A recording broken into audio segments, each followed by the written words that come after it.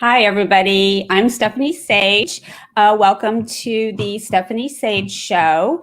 I am just totally excited to be kicking off my live show slash podcast.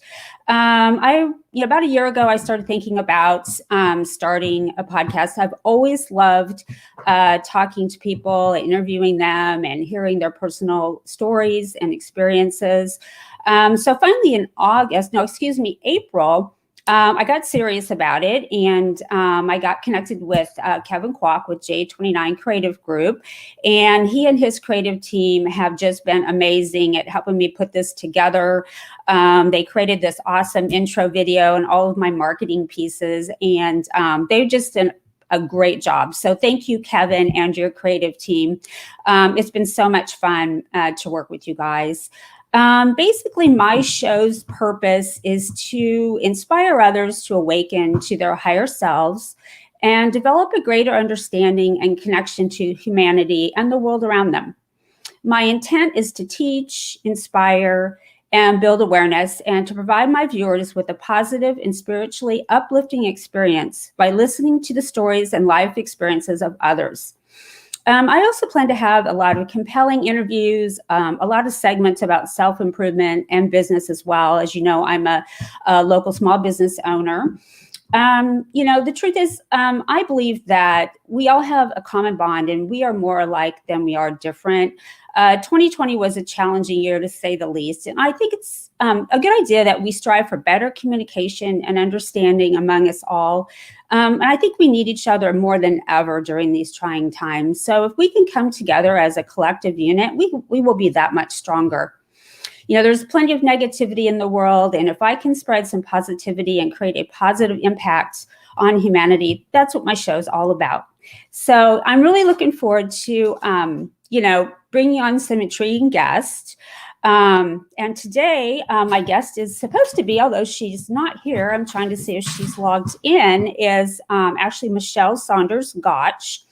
And she is the CEO and founder of Altered Stories Ministry and podcast host of the Altered Stories Show. She's a Christian wife to Mark. Mother to Tawny, Gigi to Bentley Rose. She's dog mom to Bo and Bella. She also is a women's conference speaker, a business leader, and is passionate about helping women share their transformational God stories to help women around the world to heal from sharing them or hearing them. The call in her life to help women share their stories of redemption stems from her experience of emotional healing that resulted when sharing her childhood cult survival story and seeing how telling her story affected those who heard it. She also has a vast corporate background. She's worked for some Fortune 500 companies, done a lot of consulting, and she's a graduate of the Colorado Christian University in Denver, Colorado. I'll tell you, when I interviewed her, I was just truly fascinated because I personally have never met anybody that was involved in a cult. And certainly not as a child, of course. I mean, that was a really, traumatic experience for her. And I hope she gets on the call today. I don't see her on. I've checked emails, but it's really an interesting story. And I love how she has taken her experiences. And, I don't want to speak for her, but I know when I spoke with her, she said that, it took her a long time and her whole family to heal from this experience. But what I love about it is that she has taken a very traumatic experience and turned that into a way to help other women. And that's what it's all about. And that's what my show's about, basically, is all of us coming together to find ways to use our experiences, our wisdom, our knowledge, just whatever we have to give back to help other people. That's definitely what it's all about. And meanwhile, I did a little bit of research here about cults. It says the percentage of people that successfully leave a cult is 90%. And most of them have psychological distress and when they leave is very substantial. So apparently, when you're involved in a cult, and if anybody is watching, please feel free to join in on the chat here if you have any experience with being in a cult, because I certainly have not. But I just was really looking forward to hear her tell her story to you guys today. So I just did a little bit of research about, that what happens with, who joins a cult. Is that a lot of people join when they, don't have a strong spirituality about them, or they lack their own personal identity, and for whatever reason they feel a need to join a cult, to maybe feel like they're part of a group, and it gives them that identity. I'm just going on assumptions here. And then cult leaders can be very controlling, dominating, and that kind of thing. So what I'm going to do right now, I'm going to go ahead and mute me right now. And I'm going to reach out to Mischelle and see if she's going to be getting on here. So I'm going to go back and just put the basic screen on. And I will be right back with you guys here.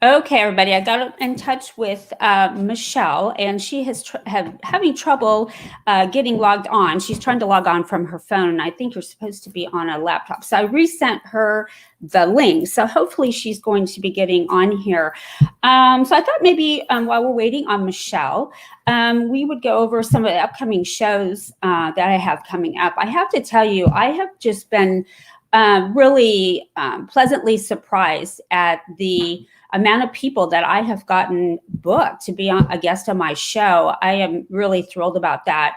I am actually booked through September, and I'm now booking into October. So if anybody watching has any compelling story or life experiences or just anything that they want to share with viewers that will, increase their awareness, will also, grow their wisdom, help them in some way, whatever, please contact me. You can contact me on my LinkedIn message me through there. You can email me at stephaniejsage@gmail.com.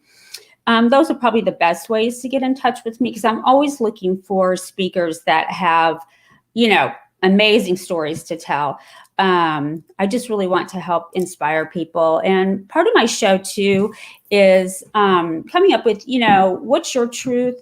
To me, your truth is what's your purpose? What's your true calling in life? And by that, I mean, we all are here. We think our calling, I'm a business owner, or you're a dentist, or you're a doctor, or a teacher, or what have you. But really, what is your true calling? As far as why you're here, what's another purpose where you can use your talents, skills, and abilities to really reach out and touch somebody and help somebody improve their life. So my show's kind of about, hearing other people's truths and then also exploring your own truth and obviously learning about the truths of others and just helping to improve understanding among each other and how can we better this world.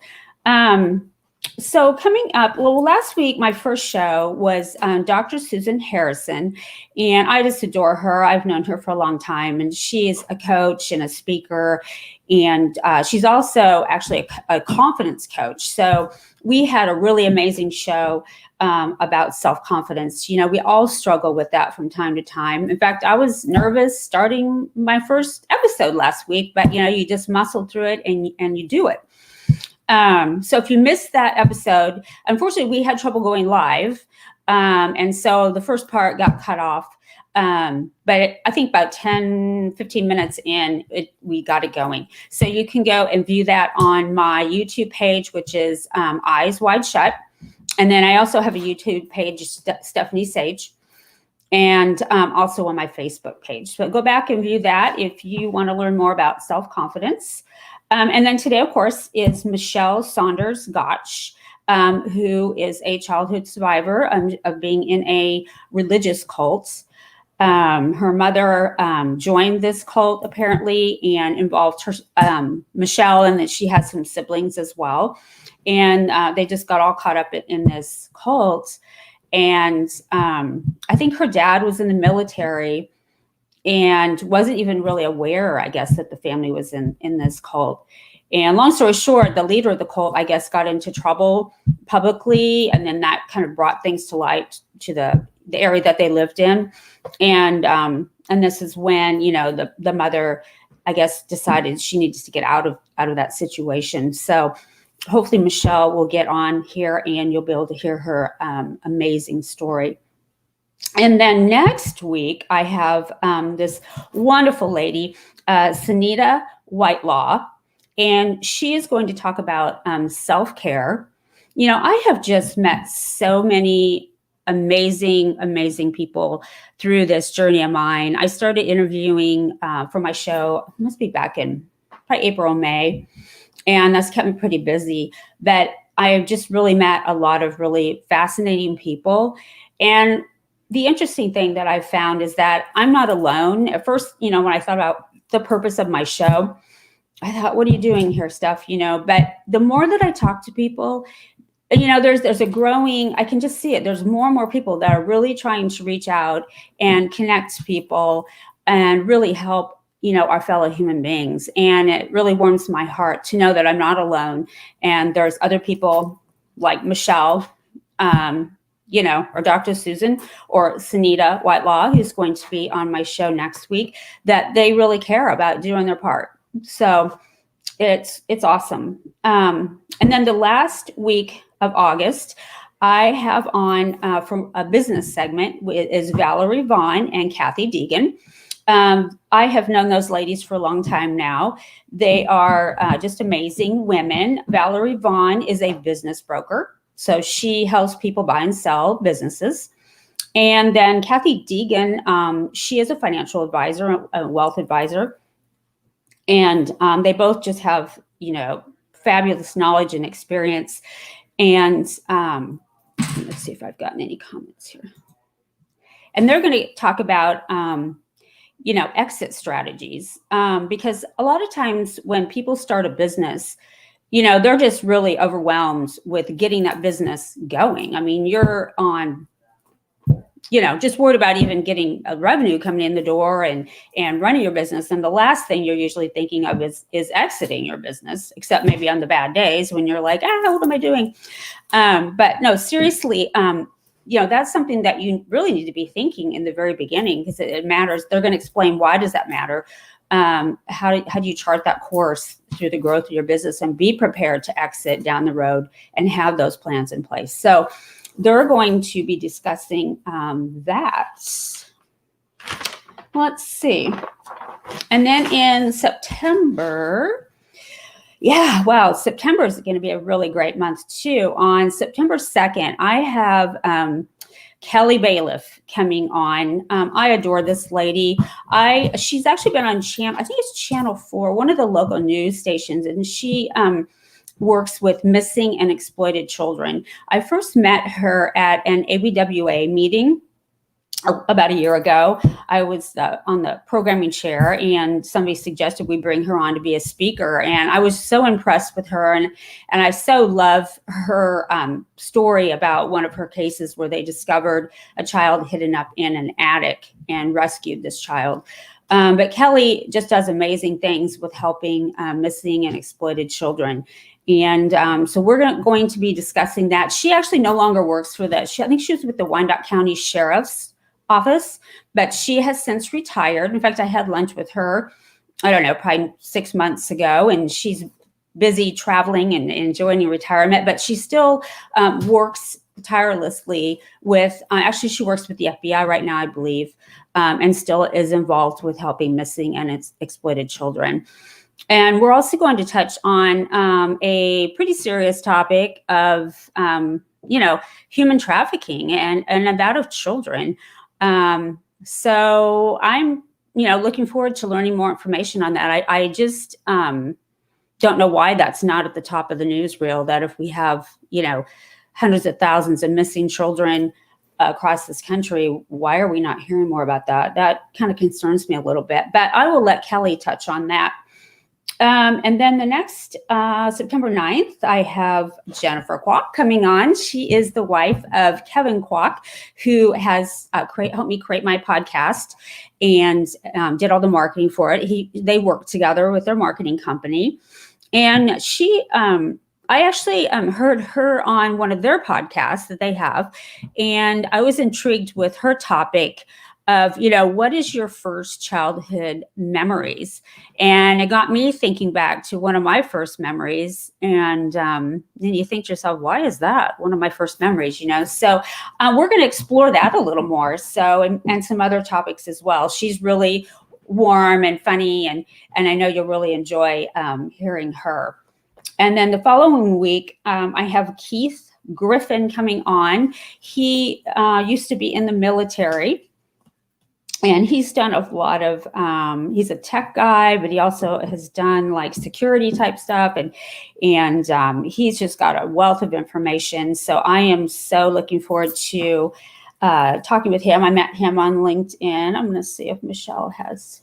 Okay, so she's just saying she's unable to log in. So she probably doesn't have her laptop. Oh, she's trying to get on now. using Google Chrome. She's getting the same error. Well, that stinks. I don't know what to do. Maybe Kevin can help me here. I don't know if Kevin's watching or not. Let's see. I don't know. Let's see.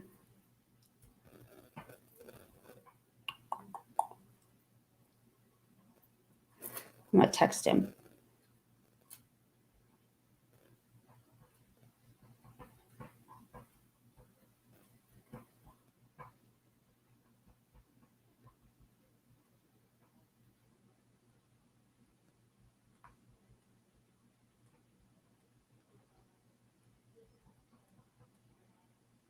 Okay, I'll see if he responds. Anyway, I'll just keep, chatting on here as I'm burning up. Let's see. Okay, then on September 23rd, I have Dr. Mischelle Robin. And I would say if you don't know her, I don't know how you could not know this lady because she is so involved in the community. She owns Your Wellness Connection. She's a chiropractor and she's got amazing resources of different types of healing doctors around her and massage therapists. And she helps so many people with their wellness. She's an author, speaker, just a marvelous lady. And her saying is be good to people. And that, I think about that a lot. Just be good to people, treat people well. And that's what we should be doing in this world. So I am really looking forward to having her on. Just a marvelous, marvelous lady. And then September 30th, I actually am going to be on vacation in Florida. So I'm totally, totally excited for that. So I'm probably just going to rerun a previous episode instead of trying to do this from long distance. So Kevin's saying, send the link so he can test it. So I'm going to send the link to Kevin's. Let's see here. All right. I'm going to blank myself out and put the screen back on. I'll be back.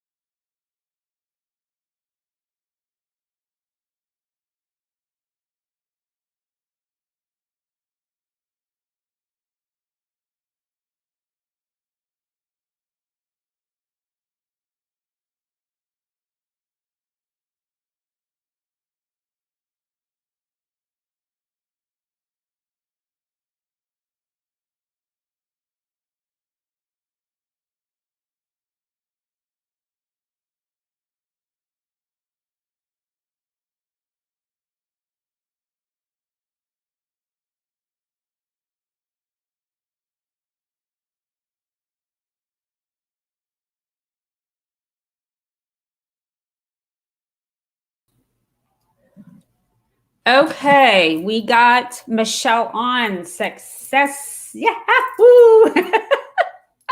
For some reason, I had to resend her a link from the live broadcast. So I don't know. I'm still learning all of this, folks. And luckily, I have a really good sense of humor and I just roll with things. So it's all good. I'm going to bring Mischelle on.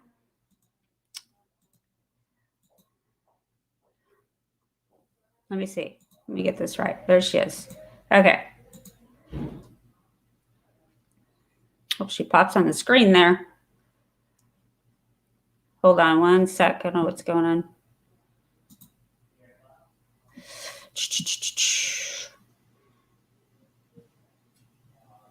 Remove me.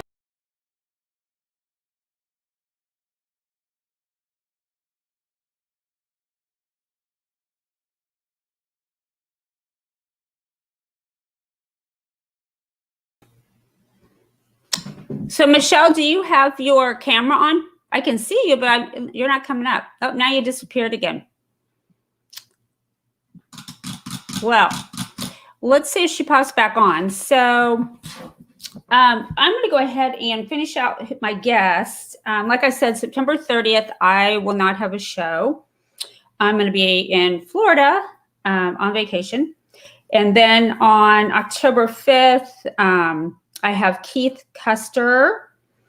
And then on October 7th, I have Kelly Bailiff on once again. And we're going to be talking about her Heroes and Helpers, which is a program that she does for children who have been affected by, the court system or, the jail system, what have you. And what she does is she collects Target gift cards.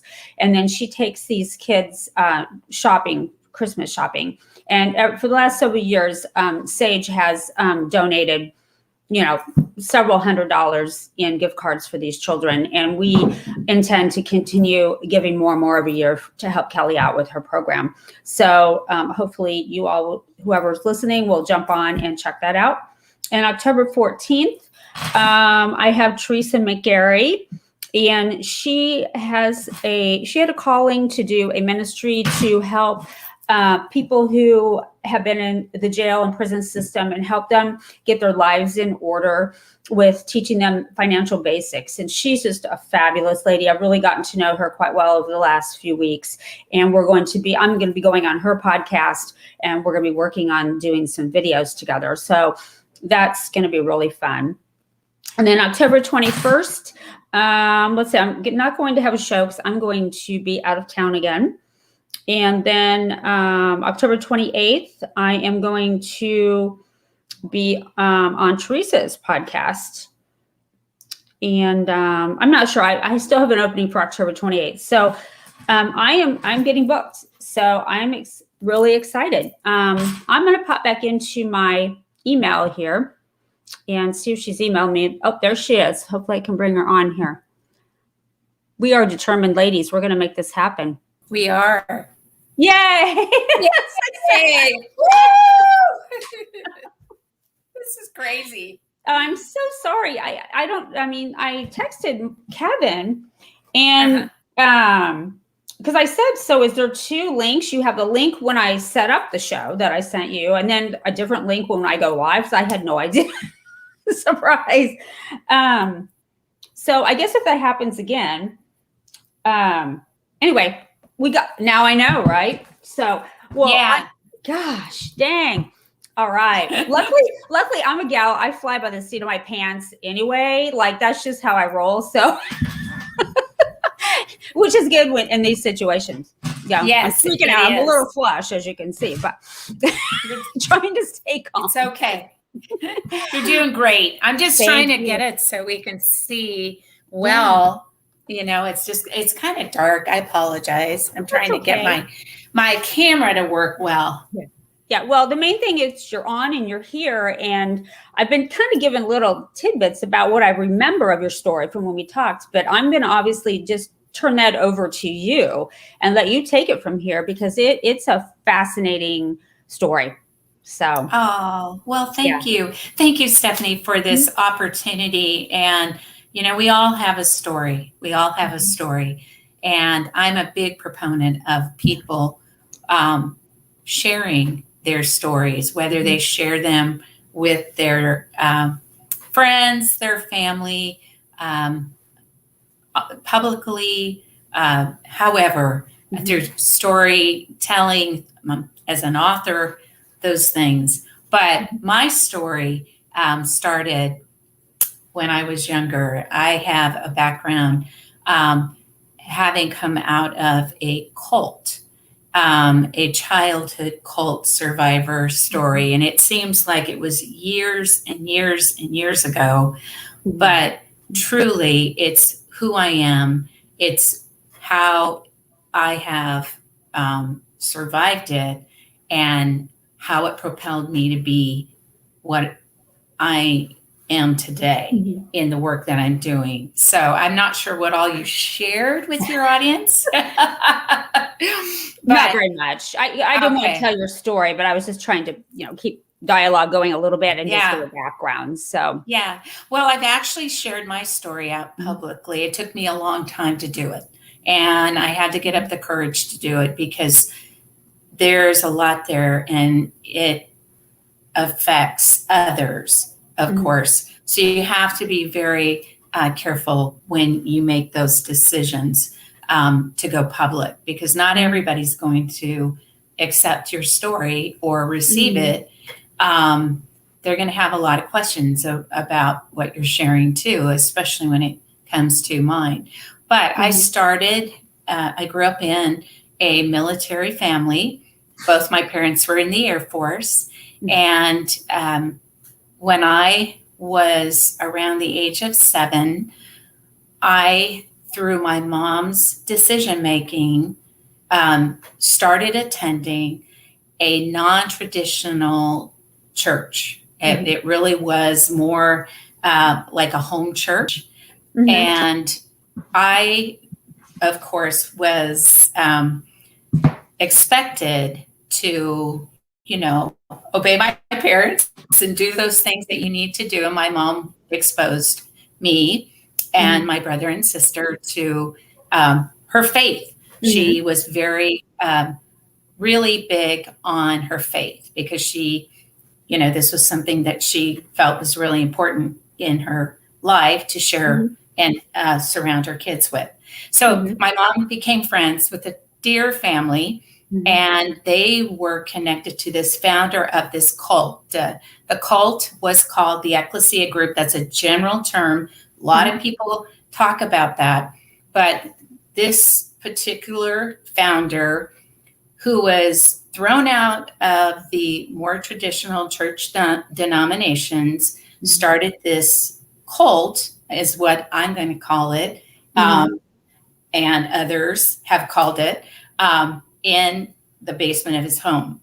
And so we all met collectively, and I was part of this group of professed Christians that were, part of this cult. So my dad was very open about allowing my mom to choose where she wanted to, I guess, experience her faith more. And he was not really involved. My mom really kind of said, okay, I'm going to start taking you kids here. And it turned out very, wonderful at first, very innocently. We were all, in a home church, essentially. And unfortunately, what happened from there was as we became more involved and more people were under the influence of this man, it became more oppressive. It became more controlling. It became more manipulative in terms of, what was occurring. Now, you can say I was 7. From the age of 7 up until the age of 12, I was part of this group. And I had a lot of different perspectives as a 7-year-old versus how you are, as you get older. So there's a lot to the story. It's difficult to share it in a 20-minute timeline or whatever, but I'm going to do my best to share it at a very high level so people can understand. The purpose of why I'm doing this is because I want people to understand the healing power of the story and telling the story and why it brought me to doing what I'm doing it with my nonprofit and helping other women share their stories. But I was exposed to a lot of different controls in this group. There was decisions made that were, you can't wear makeup, your hair has to be a certain way. There's a lot of, you can't watch TV, you can't celebrate holidays. There was, a lot of legalism is what I'm going to say.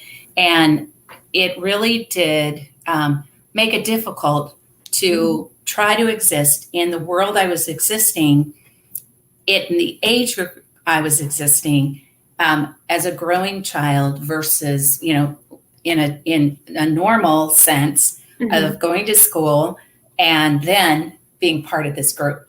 So there was a lot of that kind of challenge that I had to go through in trying to, through those years, needing to have the acceptance, because we relocated, to follow this leader a couple of times. And it wasn't until he was exposed by the media, there was several people who had left and departed, went to the media, and he was exposed. He was exposed through, other areas too, but the media got a hold of it. And that is when I think the awareness of all this started happening. And my dad had to come home from being deployed in Germany to where we were living. My brother was acting out. I was acting out because there were other things involved besides, the control, the manipulation, can't do this, can't do that, can't do, this. Seeing people, the mental health issues that were coming, because a lot of the people coming in some of these people were just not all there, So, and he was very much a tyrant as he got more controls.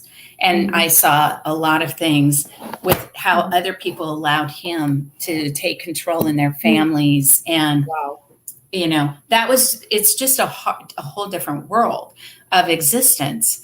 And I had to learn to, exist in two worlds. So, but anyway, I thankfully was able to get out from underneath that control, that way of living, when it was exposed, and my mom made a choice to have to break free. And we never really collectively as a family sat down and worked through it, but we did talk about it. And there were, my dad put some particular boundaries around it. My mom agreed to those boundaries, and then our family tried to immerse ourselves going forward. But unfortunately, my parents lost custody of my brother, who was acting out. So that, they're fortunate they didn't lose custody of all of us kids. And in today's day and age, it would be very, very different. So anyway, that cult and all of what transpired, I had to reflect back and understand where some of my depression, anxiety, my anger, a lot of emotions, I had to sit down and do the work that was necessary to be able to propel myself forward. And I found that through the art of storytelling, when I started to tell people, it's like, when people are going through things, they have to talk about what they're going through. But when I started, after my mom, made the decision to leave and we all started healing, it took time. It wasn't like an immediate, Yeah. She still had a lot of I would consider brainwashed. Some of those things still in her thinking and her mindset and all of that. And so I still had to, learn to deal with some of that. And it took time, but I had a tremendous amount of anger. So yeah. Can I ask you a quick question? So, so like your mother, so she kind of quit thinking, like if you're that brainwashed, you probably quit. You depend on somebody telling you what to do. So, right. So was it hard for her to kind of like think on her own and make decisions then? Or was that kind of part of what she was dealing with? No. I mean, you say she was still kind of caught up in that. I'm just trying to. Well, it's hard to explain, but my mom could still think and she could still exist, but her belief system, her worldview was twisted. Okay. So her worldview was twisted. And I think it took time for her to make admission. First, she had to hold herself accountable and say, okay, I really did this. This is what I did. And seeing the error in what it was that she was doing. She was extremely naive. She grew up in a large Catholic family. She she grew up as a Catholic. I mean, she had brothers and sisters. She didn't have too much trauma growing up. Yes, she had some things that occurred that she probably never got. The point of this is that people have to heal, need to go through the healing process. And one of the best ways to do that is to be able to go forward by telling your story. You want to be careful how you tell your story. You want to be careful where you tell your story. You have to have a safe place to tell your story, because I'm public now. I've been out there. I've shared my story. I even have it on my own podcast. It's not as difficult. It is difficult to share every single time, because you go, oh my gosh, I really came out of this. This is really what happened in my family. However, when you take the time and you work through it, you get much stronger. And my mom did not have the mental strength. I think there was some challenges in her mental area. I wouldn't say that she was extremely, mentally ill or anything like that. I just think she had a very different way of thinking in terms of what she would consider being, godly would be, or, in how she felt you needed to serve God in her faith. And so anyway, I'm telling you a lot more than what you asked, but, I wanted you to be aware. Yeah, there's just, this is been a journey, but I will tell you that with what I came out of, my mom, my dad, to this day, thankfully, my mom passed. Her and I talked. She went through, in my opinion, as much as she could go through with making admission of, that she got really brainwashed. She was very naive. She made some poor choices.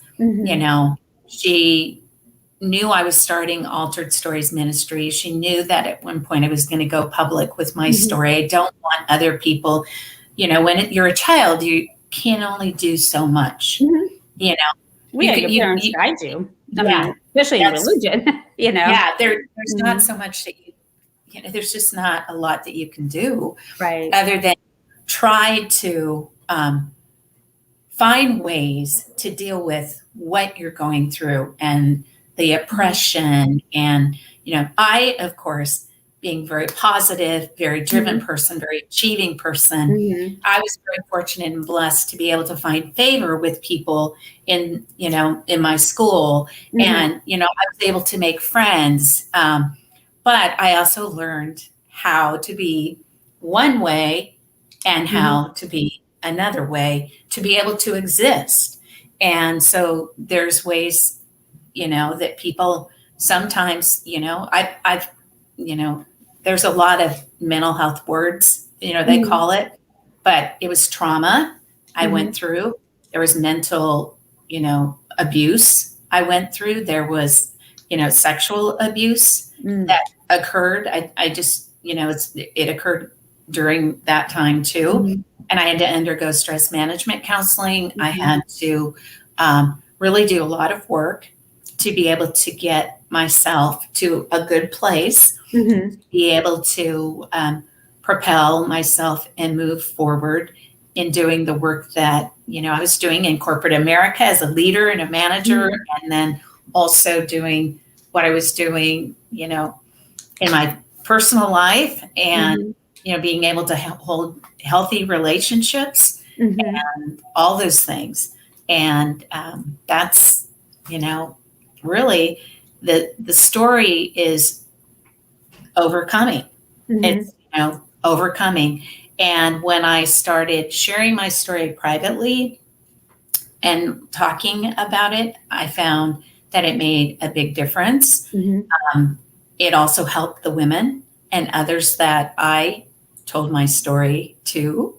And, I think there was some inspiration that came out of it for others, and continues to, as people go, oh my goodness. I mean, I'm not alone. We all go through difficult things, and I just am using my story to be able to help those that want to share their story and need to share their story of how they've overcome things, different situations, different experiences, So do you think you give these women strength to do that then? Because they may be afraid to speak out. And so seeing you do this gives them the confidence to do that they too can do what you do. Yes, I think that was the primary reason why I made the decision to go public with my story. I got a lot of, Are you okay? Yes, I am. It's my surface. So I apologize. Right. Yeah, no, it's okay. So we're doing this. No, we're fine. It's my surface of health. Yeah. But anyway, so I think that's what I mean. I can't do what I'm doing if I can't be an instrument or an example of someone who has made that decision.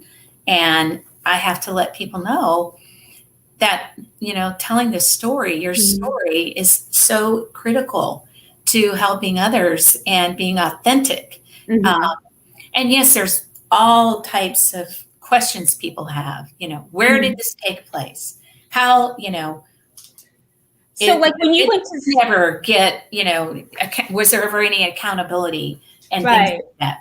So, but then like when you were involved in the cult, so were you guys not allowed to you could only hang out with the other children in the cult? Like you couldn't make friends outside of that. And so then you go to school and then you have to make friends because you can't hang out with your other friends.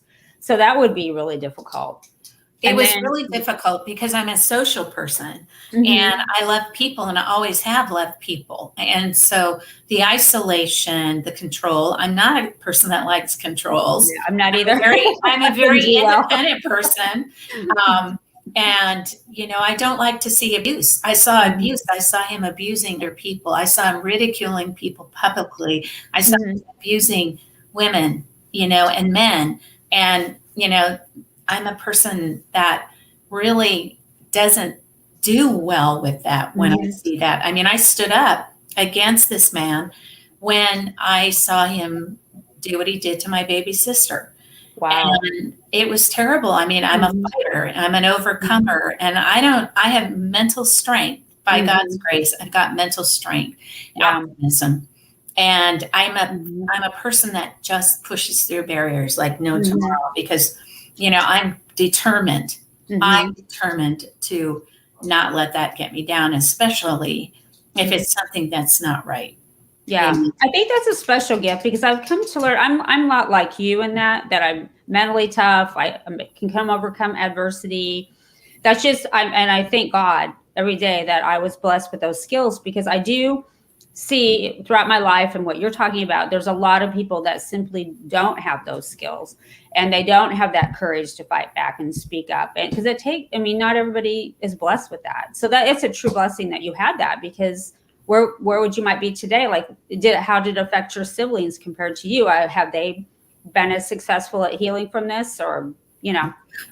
Yeah, my older brother's extremely successful. He did amazing. He's incredible. He's a gifted person, and he did really well in his life, in his career and everything. But I don't know how he's healed through that. I mean, some people deal with these things differently. Some people are like, I'm not going to bring, this up.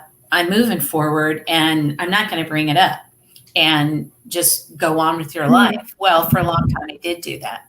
I'm like, okay, it's done. It's over. I want to keep going. I want to forget about it. I don't want to deal with it. But at some point, the issues keep coming up. They keep coming up, and if you don't take the time to work through it and understand, like, I didn't recognize what I had come through, and the trauma that I had come through was considered sexual abuse. I mean, I didn't take the time to really process that. And when, so I had to go through all of the hard work that it takes to heal, and the healing journey. And part of that healing journey is not just doing, the counselor, it's other things, right? You got to get out. I was speaking in women's groups and sharing in women's groups and sharing, on podcasts where I've been sharing my story, and I'm writing my book and all those things, because I just think it inspires others who are going through other trauma, other hard things too. And there are a lot of people who've come through spiritual abuse like me, and pastoral abuse. And there are a lot of people out there that aren't doing good things. There's a lot of people out there not doing good things. It's scary. I mean, right now. And they're supposed to be good leaders that you trust. That's what's really scary. That's what I've learned in my research over this past year, is that there's a lot of bad people in this world, and pretending to be good people. It's kind of scary. Yes, it is. And so that was the other thing. At first, I was going to write a book called Deceived. But, my mom, I just think there's a culmination of issues. My mom, she came from a large Catholic family. She probably didn't have the best self-esteem. She was looking for community. She met the group. My dad was in the military. They moved all over. She was looking for a place to call family, home. She met people. Right. They seemed wonderful, and they were affiliated with someone that on the surface seemed wonderful, a leader, but they were very naive. I would say a lot of the people were very naive in what they were exposing and getting themselves into in their families. So these cult leaders, okay, so, I always have to question, like, why do people do what they do? So this person obviously got kind of kicked out of the original religion because just the way he thought. So what do you think his agenda was? Did he just want to control people? Was he looking for a little community where he's like the father figure, the leader? Or why do cult leaders do what they do? Well, I think they're mentally unstable, for one thing, and they're control freaks. And I think the other thing is he really truly believed in, a non-traditional way of serving the Lord, and, bringing people together in a community. And, I just think he was off base. He was really off base. And, he was trying to, I guess, push his agenda together forward. And he felt his agenda was the right agenda. I mean, when you evaluate like Jim Jones and, some of these other cult leaders. Like the Waco one. The Waco guy. Yeah. I mean, they seem to be narcissistic, or, I don't know. I just know he was creepy. Oh, in my opinion, he was really creepy. He was like a lot older man with a younger wife and a stepson. And I just found him to be creepy. Me personally, I tried not to find favor with this man. Well, your intuition was telling you, your higher self was saying, don't trust this person. I'm a very intuitive person. Like, I just go by my gut. Like, I'm sure your gut just said, this is not right. This is not good. Even though you were just 7. I mean, I was, well, it didn't get so bad until when I was probably 9, 10, 11. I mean, that's when it was getting sickening. Yeah. When you started seeing kids turning against their parents and, everybody wanting to be in favor with this man. And, I'm kind of a rebel. And I mean, I'm kind of a rebel. And so it's good that I had that fighting spirit and that mental strength and those things. But, I learned how to play the game. I was going to be one way at home and I was going to be one way at school and I was going to make it either way. Right. And, but I will tell you, I had to deal with anger. Oh, because I really, really, really did not like my mom. And, I physically tried to beat her up. I'm not kidding. I just had so much anger against my mom for exposing me and putting me in those situations, and a lot of anger towards him. I mean, the reality is, we didn't keep in contact. So I know this man passed away in 1997 at the age of 87. Okay. But when we left. And I did everything I could to try to heal and move forward as best as I could. But my mom did not do that easily. It took her a while. So there was just a lot of anger. Yeah. Well, there's a lady I follow on Facebook, and she talks a lot about, your truth, how everything, your perception of things, and then about how we let traumas control us because we don't deal with the traumas. We sweep them under the rug. Oh, I'm done. I'm moving on. But she says it's best to just feel that feeling. Allow yourself just to feel it, acknowledge it, come to terms with it. It happened. You can't change that. But then let it go. But you have to go through that. That's what she says.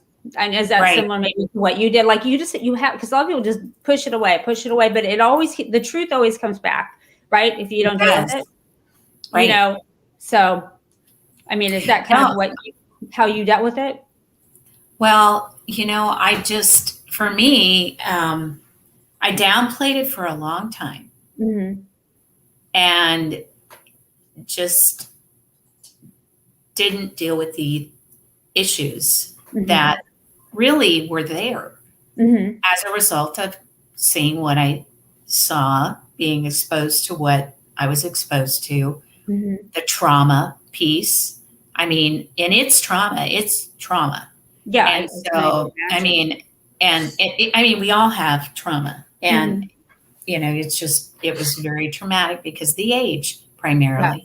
And then seeing some of the things, and then the chaos in our family, and then seeing my brother, what transpired with him, and then my baby sister, and seeing my parents and trying for them to heal and to move forward.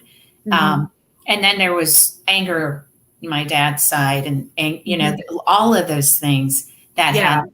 And we never really, as a family, collectively got any kind of, in my opinion, what I would consider healthy resolution. I had to do that later, because I started saying, oh my goodness, I couldn't, I was really, really sensitive to any kind of control. I didn't like Christians. I wanted nothing to do with them. I couldn't stand weak people. And, anything that would remind me of it, I ran. And so what scared you? You're like, because you didn't trust religion. It scared me. Oh, everything. I didn't trust God. Yeah. and I didn't, that he had my back and everything. And then I learned all these things about God. God creates us. We're made in his image. And we all, in my opinion, have the right and the freedom and the free will to do things and make choices. But sometimes our choices are evil, and sometimes we unfortunately get subjected to people that are evil, and these things happen. I'm not alone. Many, many people have been through these things, this type of thing, and others. And you just have to, that's where you can minimalize it and say, okay, well, I'm not alone. Go on, move on, put it under the bridge. Nobody cares about that. But when you don't heal, you then do what my mom did. Understand, if you're not healing, then you subject others around you to not being healed. So how does that work? So she didn't heal. So how did that, I guess, affect her and her life and those around her? I mean, it's like versus if she had healed, how would that? Well, I just think if she would have healed, she would have made healthier choices. And her esteem. I mean, she withdrew. She withdrew. She wouldn't go out socially. She, her self-esteem, all of that was affected. She carried shame. She carried guilt. It affected her marriage. It affected her marriage, all those things. And that's so she just really was never happy again. So she never really achieved happiness. And that's really sad. That's very sad. Not okay. Yeah, she had bits and pieces of it, but I don't think she had the peace. I mean, there was some reconciliation that she had to do, and there was admission.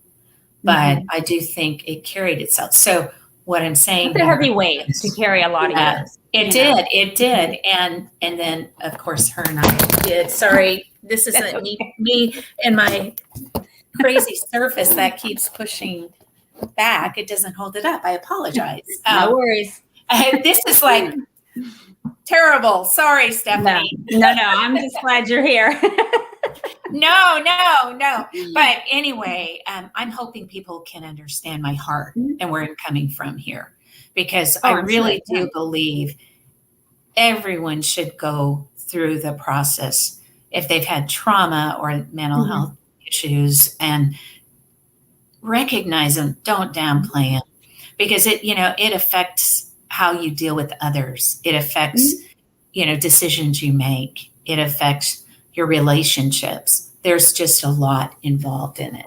So when you say go through the healing process, is there some steps that you think you went through that you recommend people go through, if, to get rid of any trauma that they're dealing with from childhood or adolescence or even adulthood for that matter? What is your process? Well, my process is, of course, first and foremost now, because I'm a faith-based person, I put it to prayer, in my faith, and letting, God, through my relationship, work in how he speaks and works through others. Okay. And getting direction. But it's also making sure that you're getting and enlisting the counseling that you need from people that love you and trust. You trust deeply, and making sure that, you're taking care of yourself, and you do self-care. But you've got to first make admission that you've gone through what you've gone through, and it is affected you. You've got to make admission. You've got, I had those anger issues. I had control issues. I had trust issues. I had, couldn't get close to people. It was affecting my relationship with my mom. And, I really, really had a lot of anger. So you've got to reach out and get the help that you need in the areas that you need through your support system. Well, that lady I was talking about that I follow, she says, counseling can be good, but then she says people tend to just keep like reliving something, rehashing it over and over and over in their minds. And that isn't really healthy, because all you're doing is recycling that bad trauma, creating more trauma, because you're not really acknowledging it, dealing with it, like all the things that you're talking about. Do you see the difference? Is what she's saying is people just, why did that happen to me? I just don't understand, and they just keep questioning instead of just saying, no, that did happen to me. And then I'm angry about it, I'm sad about it, or whatever, and process that. And I don't know why people don't take time to do that. It's just, but there seems to be a difference between just reliving it, rehashing it versus resolving it. No, it makes sense completely. And I do think that's what I did for a long, long time. And it was affecting a lot, and including even my my mental health, and that's the thing, we have so much in our culture today. We are so blessed by so many options for mental health right now. And right now, mental health is a big stigma. I mean, we've come out of a pandemic, right? And, people are still dealing with all of the effects and the impact. And that's traumatizing. I don't care what anybody says. This pandemic has been very traumatizing. Oh, yeah. And there's a lot of people living off of fear, too. And they're letting fear control their emotions. Because when you let fear overcome you, you don't think logically like you should sometimes. And I think you let your emotions get carried away, which creates this trauma. And then all of a sudden they're living in this fear of the virus and fear of getting sick. And instead of just saying, you know what, if I just stay healthy, keep my immune system strong, wash my hands, I see that, like, people are just let fear. Yes. And I'm a person, I don't run on fear. That's just not my personality. I try to, but some people, they do. And I see that it's been becoming, this pandemic has affected people greatly. There's increased suicides, alcohol, drug addiction, spousal abuse, probably child abuse for that matter. I mean, it's just financial stress. I mean, we can just go on and on. It's been very, very hard on people. And that's part of the reason I wanted to start my show, because I feel like we need more people. I want to bring on people like you that tell, stories to inspire people and give hope. I try. I try. There's a lot of them. And I have 60 episodes that I put out on my podcast and the Altered Story Show of women who've come through hard things and have come out on the positive side. That doesn't mean that they don't have setbacks. And that doesn't mean I don't have setbacks. Right. You know what I'm saying? I mean, it's one of those things. But if I can make a difference, and others look at our Olympians, many of those women on the gymnastics team came forward. They were abused. They were big time sexually abused. And, and you've heard of recent with what's being reported for those that listen to the news. Some people I don't know what to listen to. You know what I mean? Well, but it is scary times. More. Yeah. Well, and that's part of my show too, about truth. I feel like, I kind of quit watching a lot of news a long time ago, because I just feel like instinctually that, we're all kind of right now going, what is really going on? What is the truth? And that really starts with you, yourself, me, you. What is your truth? What is your story? Like when I talk truth, I'm thinking more than just your perception of your life or whatever. It's more like, what is your calling? What can you bring forth to help other people and help yourself, and then help other people, and then listening to other people's truths. Because I think, with all this social media, we're the news now, right? Because we can do this and we can speak out, and we're the masses, that we live in the daily grind, and more than ever, I feel like we need to be speaking out as a collective and helping humanity. Like we're doing here. It takes courage. It takes an extreme amount of courage to speak out. But you have to think through the impact of what you're sharing. Yeah. And that's where it is. It's like, okay, well, I know my truth. I know my story. I have, shared it numerous times. It has inspired. It has helped me. It has helped others. It's brought awareness. Exactly. And I just don't want others not to heal. Right. I didn't have a choice. I I had to exist as best as I could for those years, but my mom chose to be part of the cult. My dad, he was not involved like he should have been. There were other things distracting. And bottom line is, it coulda, shoulda, woulda, and I could have, but I am who I am today. Because exactly. the healing and the people that God sent to me and all those things. I want people to understand that you can get through these things. And you don't have to live with them. You don't have to live in that heaviness and that burden. Today, I feel like a brand new person. When I started healing, every single day I get up and I'm like, this is freedom. I'm so big on freedom. And me too. I love that word.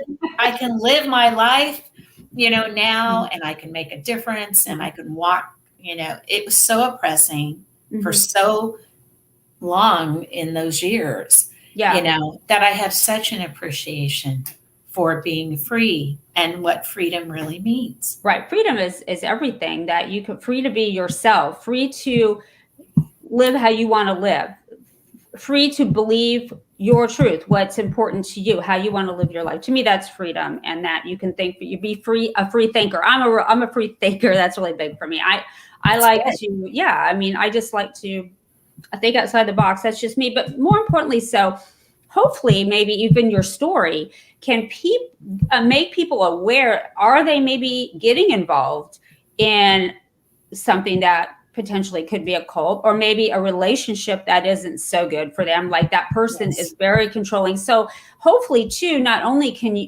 you are helping women or other people heal, but hopefully you'll keep them from getting into a situation like this where they can see the flags. So I have a question.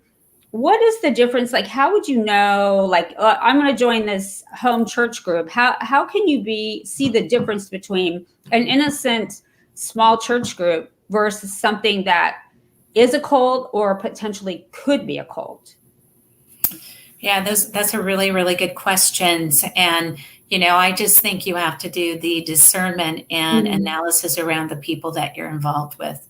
And you got to look at what are they reading? What are they studying? What is their background? How, what truth are they living? Why are they not in an accountability? They got to have some kind of accountability. You know what I'm saying? Yeah.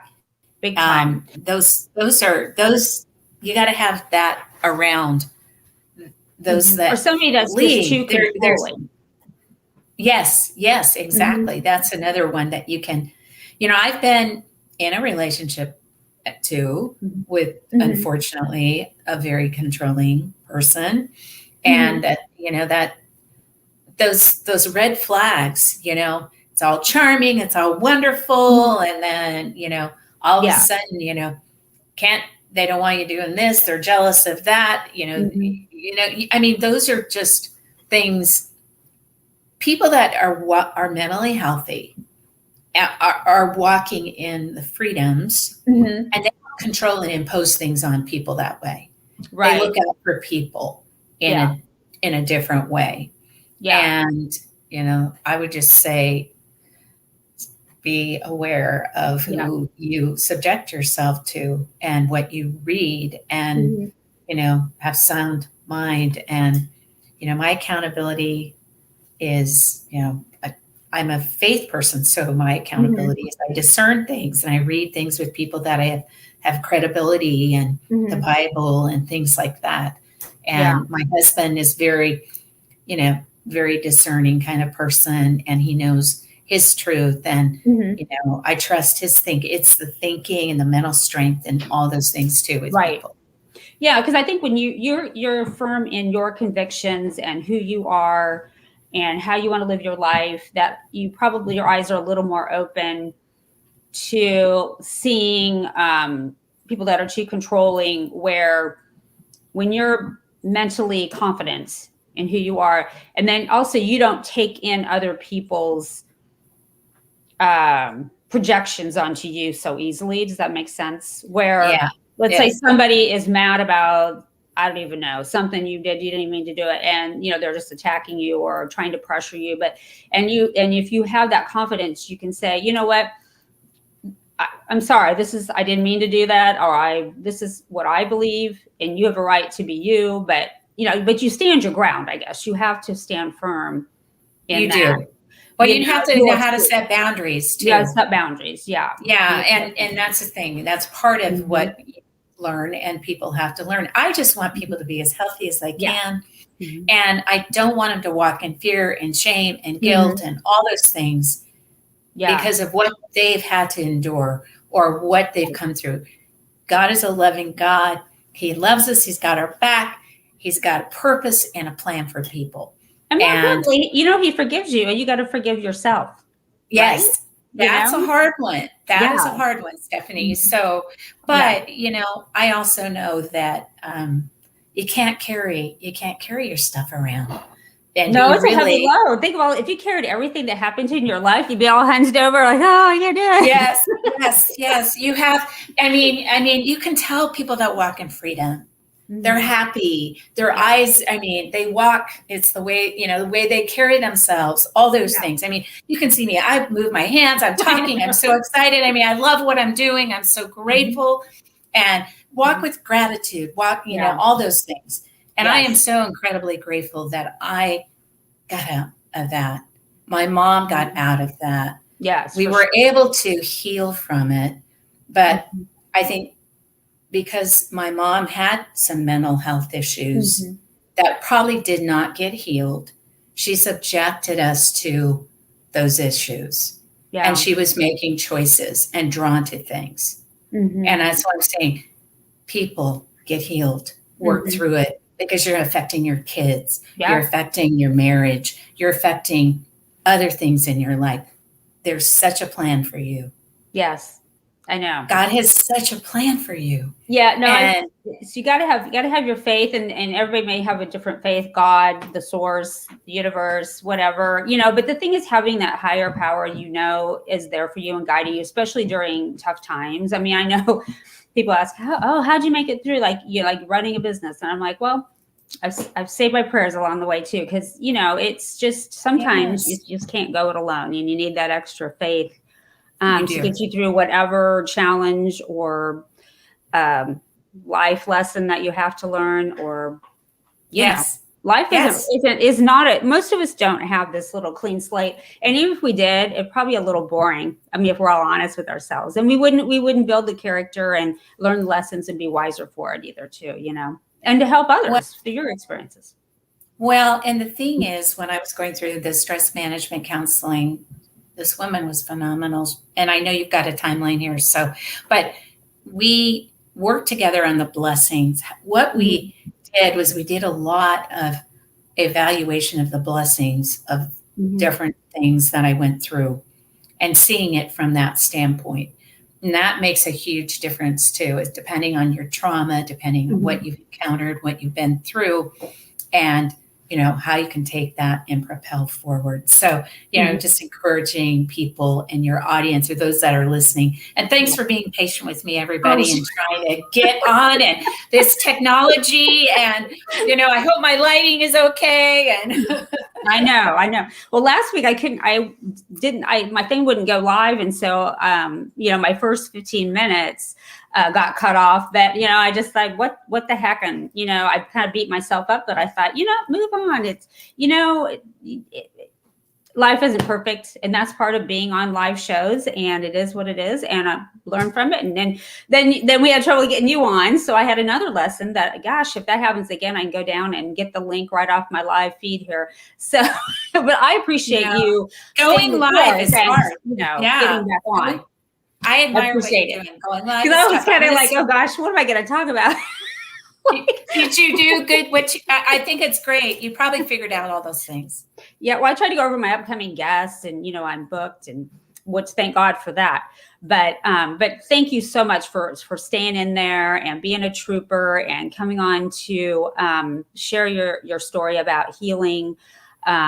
And hopefully we'll have people that will watch this and check out your ministry. So it's Altered Stories Ministry. Yeah. Okay. And my podcast, because we have a podcast that pushes our brand, is Altered Stories Show. Okay. Yeah, I'm going to get on there. Well, I kind of glanced through it. I was actually getting on your website to try to find your phone number. I thought I was to call her. But then I saw all the podcasts, and I kind of got on there for a while going, oh, those look really interesting. So I need to check some of those out. Yeah, it's fun. It's fun. This is a blessing. Thank you, Stephanie. I Yes. really appreciate all the great work you're doing, what you're doing. Well, I appreciate what you're doing. You're helping tons of people, sharing your story. And I really enjoyed getting to know you. So thank you again so much. You're welcome. All right. Bye-bye. Bye.